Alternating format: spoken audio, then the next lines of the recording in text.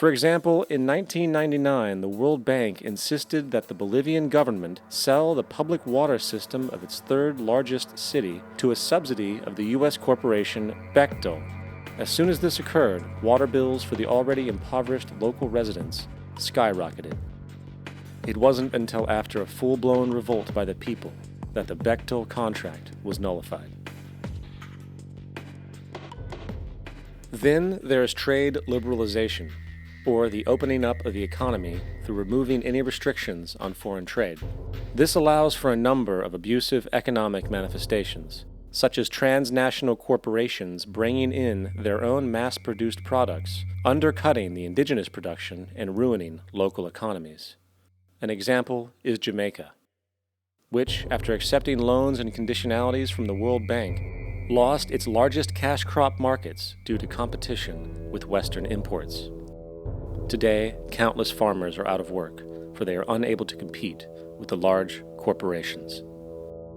Another variation is the creation of numerous, seemingly unnoticed, unregulated, inhumane sweatshop factories, which take advantage of the imposed economic hardship.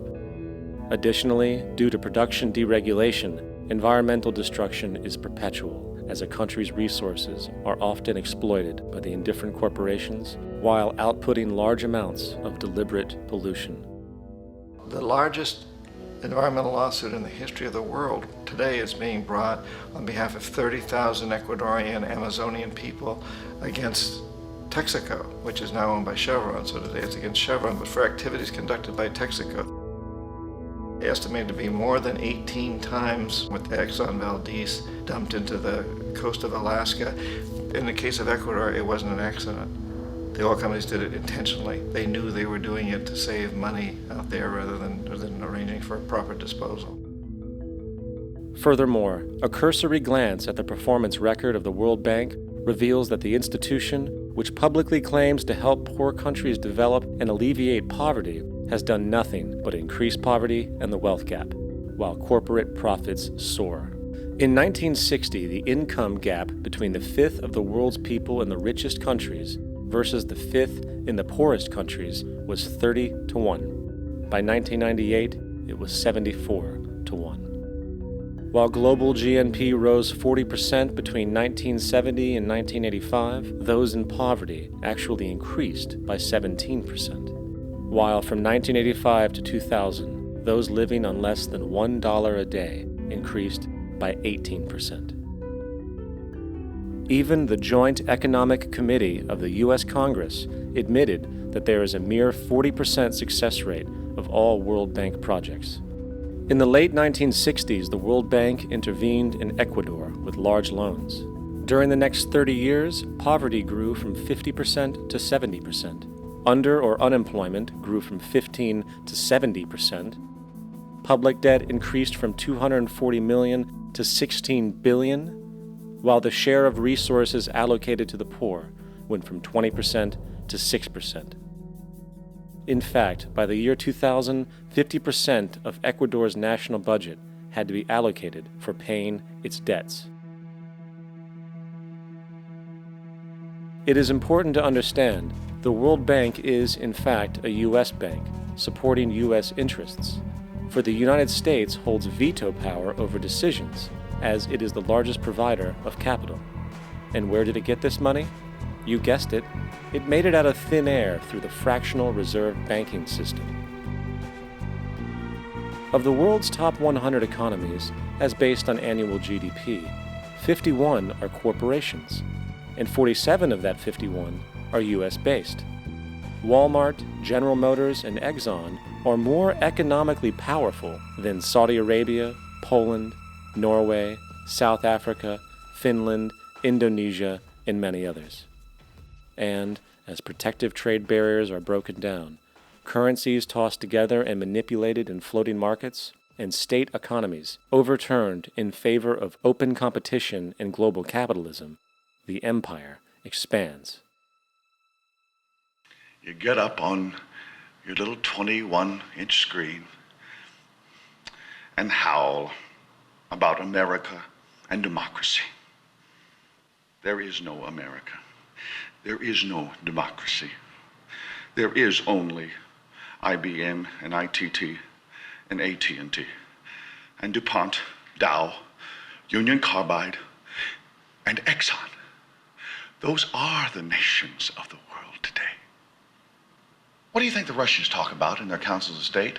Karl Marx? They get out their linear programming charts, statistical decision theories, Minimax solutions, and compute the price-cost probabilities of their transactions and investments, just like we do. We no longer live in a world of nations and ideologies, Mr. Beale. The world is a college of corporations, inexorably determined by the immutable bylaws of business. The world is a business, Mr. Beale.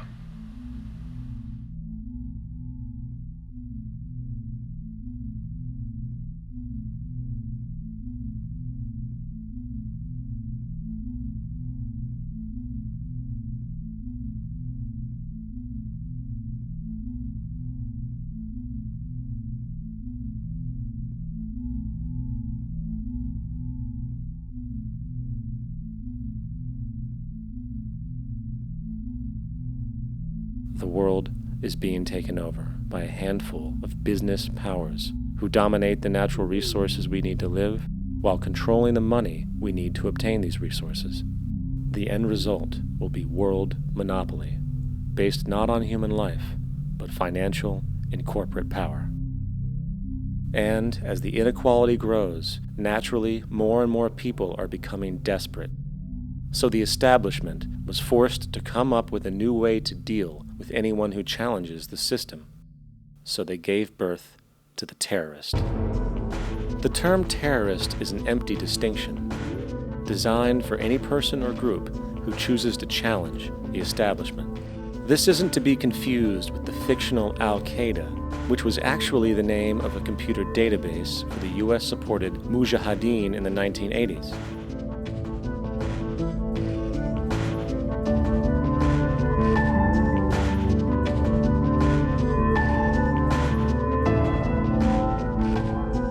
In 2007, the Department of Defense received $161.8 billion for the so-called global war on terrorism. According to the National Counterterrorism Center, in 2004, roughly 2,000 people were killed internationally due to supposed terrorist acts. Of that number, 70 were American. Using this number as a general average, which is extremely generous, it is interesting to note that twice as many people die from peanut allergies a year than from terrorist acts. Concurrently, the leading cause of death in America is coronary heart disease, killing roughly 450,000 each year. And in 2007, the government's allocation of funds for research on this issue was about $3 billion. This means that the US government in 2007 spent 54 times the amount for preventing terrorism than it spent for preventing a disease which kills 6,600 times more people annually than terrorism does.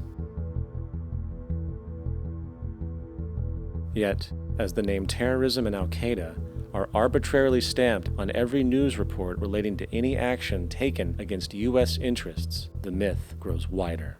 In mid-2008, the U.S. Attorney General actually proposed that the U.S. Congress officially declare war against the fantasy. Not to mention, as of July 2008, there are now over 1 million people currently on the U.S. terrorist watch list. These so-called counterterrorism measures, of course, have nothing to do with social protection, and everything to do with preserving the establishment amongst the growing anti-American sentiment both domestically and internationally, which is legitimately founded on the greed-based corporate empire expansion that is exploiting the world. The true terrorists of our world do not meet at the docks at midnight or scream Allah Akbar before some violent action. The true terrorists of our world wear $5,000 suits and work in the highest positions of finance, government, and business. So, what do we do? How do we stop a system of greed and corruption that has so much power and momentum? How do we stop this aberrant group behavior which feels no compassion for, say, the millions slaughtered in Iraq and Afghanistan, so the corporatocracy can control energy resources and opium production for Wall Street profit?